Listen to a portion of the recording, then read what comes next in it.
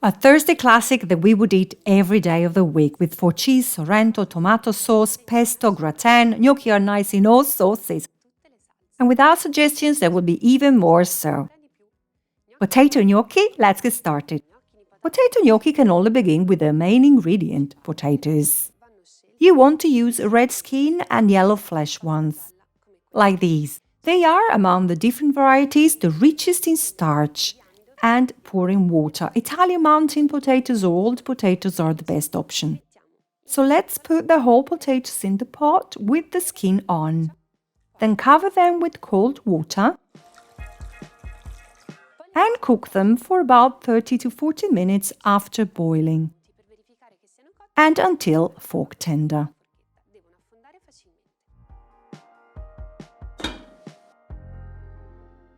Potatoes cooked and still hot.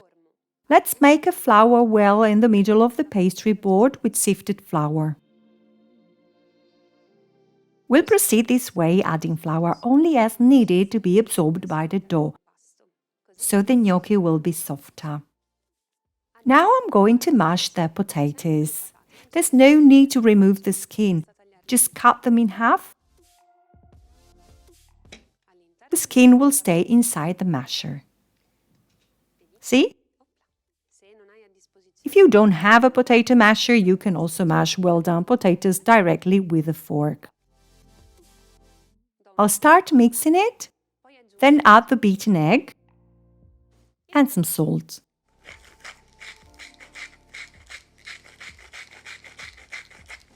And continue kneading until I have a fairly smooth dough. But please, the golden rule of gnocchi making is knead as briefly as possible, otherwise they'll be gluey. You often ask us if it's possible to make gnocchi even without eggs, and the answer is yes. You simply must balance the final consistency by adding maybe some flour, about 1/4 of a cup should do.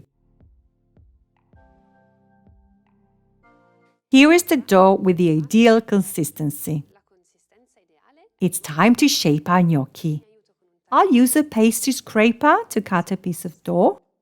Then a sprinkle of semolina, which is better than flour here since it doesn't get absorbed by the dough and will prevent gnocchi getting tough.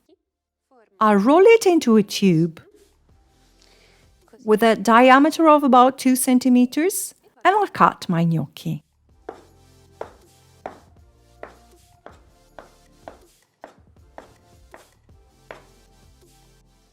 And here, from this moment on, there are different schools of thought. There are those who leave the gnocchi as they are, with this somewhat rectangular shape, those who round them with their hands into little balls, and this is my favorite version. But those sticking to tradition, however, would texture them with a gnocchi board, this way, by pushing them nicely with your fingers. This is a good trick, because a rough surface will hold the sauce better. It also creates this little dimple in which the sauce gets trapped. If you don't have a gnocchi board, you can simply use the tines of a fork. I'll show you how.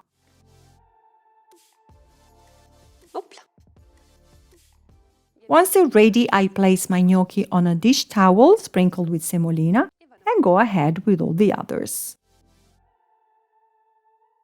How to cook gnocchi. Boiling water that I have already salted. I drop my gnocchi a few at a time using a skimmer.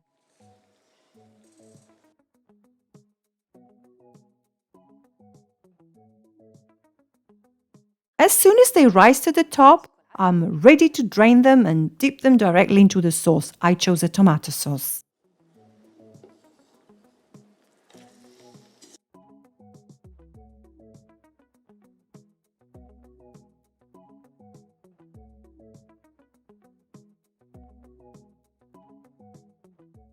And here are my potato gnocchi, simply perfect in every respect. I hope you enjoy this recipe. Try it and let me know what your favorite sauce is. I look forward to your photos and comments on social media. Bon appétit!